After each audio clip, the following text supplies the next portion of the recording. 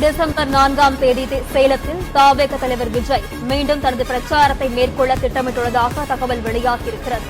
அண்மை செய்தியை பார்த்து வருகிறோம். டிசம்பர் 4ஆம் தேதி சேலத்தில் தவேக தலைவர் விஜய் மீண்டும் தனது பிரச்சாரத்தை மேற்கொள்ள திட்டமிட்டுள்ளதாகவும் தகவல் வெளியாகியிருக்கிறது. விவரங்களுடன் செய்தியாளர் யுவராஜ் இணைப்பில் இருக்கிறார். வணக்கம் யுவராஜ், இது குறித்தான தகவல்கள். வணக்கம்.